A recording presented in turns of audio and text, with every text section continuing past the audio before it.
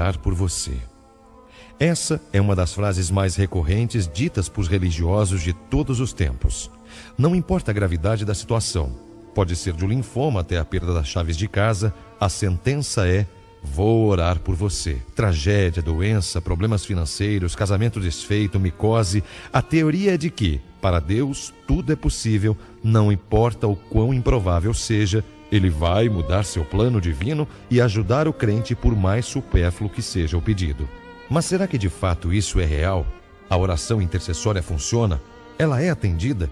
Pesquisas com objetivo específico de comprovar-lhe a eficácia foram realizadas, obedecendo a critérios rigorosos, com atendimento ao padrão de experimentação duplo cego e em ambientes controlados. Os resultados, claro, foram todos negativos.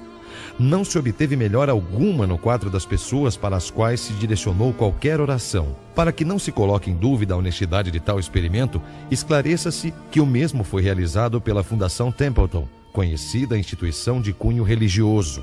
A Fundação Templeton, no entanto, afirmou que, mesmo após o fracasso do projeto, continuaria a realizar experimentos com o intuito de provar a eficiência da oração. É um pouco como fazer as mesmas perguntas esperando respostas diferentes. Mas, se observarmos, não é exatamente isso que um religioso faz? Ou seja, mesmo diante do óbvio, cultiva as mesmas superstições como um atavismo anedótico.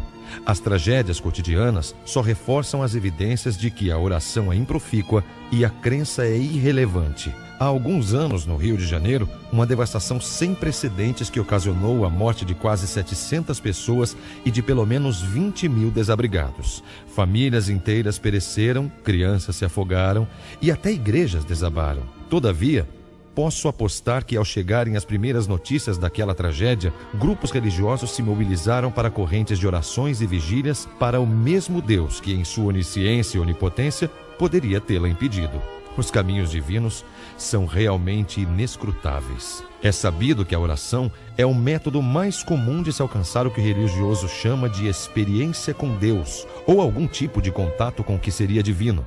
Mas se mesmo experimentações patrocinadas por instituições de fundo religioso evidenciaram, sem deixar margem a dúvidas, que a oração é inócua e jamais se conseguiu relacionar oração a quaisquer resultados, por que então o genuflexório é tão utilizado? Parece inequívoco que o fenômeno da oração é fundamental na propagação e na mantença da crença. A oração produz no religioso a falsa pretensão de que ele realmente pode ter controle sobre fatos incontroláveis.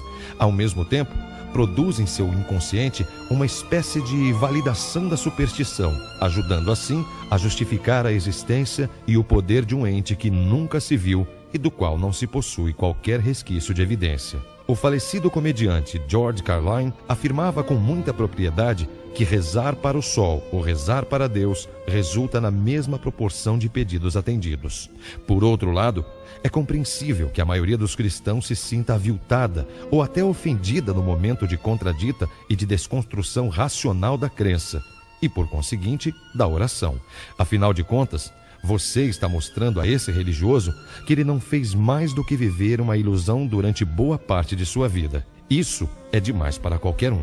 Pior ainda, o religioso fica atônito ao se deparar com fundamentação baseada em conhecimentos válidos, ao descobrir argumentos que jamais ouvira, dando-se conta então de que pode jogar toda aquela argumentação claudicante de escola dominical repleta de se e de mas sobre outros crentes, mas que não funciona com alguém que possui legítima objeção às suas crenças e cultura suficiente para rebatê-las. Isso acontece porque simplesmente não se consegue sair da parede quando colocado em uma posição de não existem evidências e tudo isso é muito improvável. Essa oposição é algo que a maioria dos cristãos não quer enfrentar em seu dia a dia.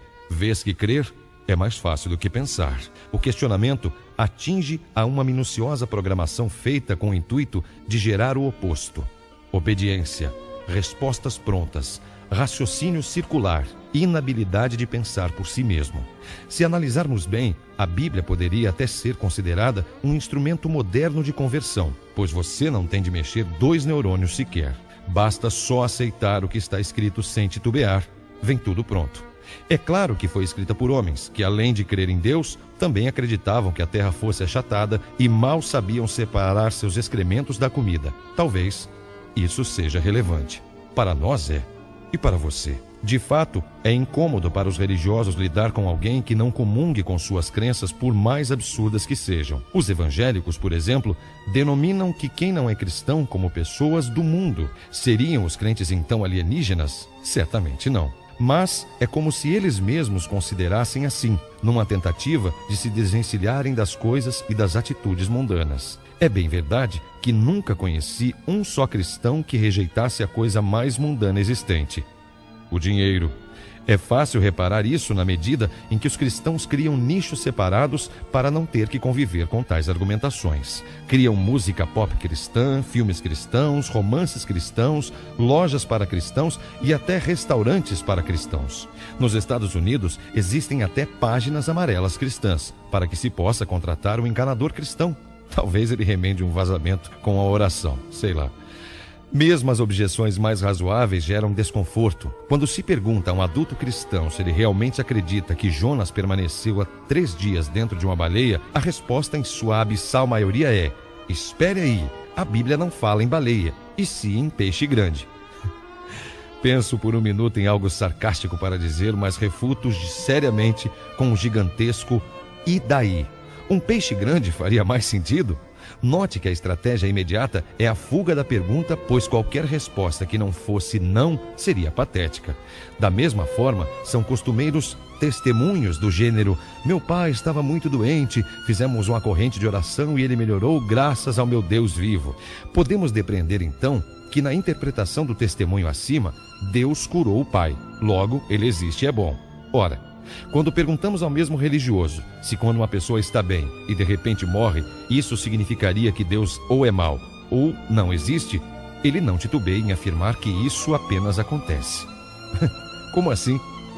No afã de justificar a crença, a razão e a lógica são sempre secundárias. Não me recordo de nenhuma outra situação do dia a dia que mereça tal prerrogativa, até mesmo por parte do religioso.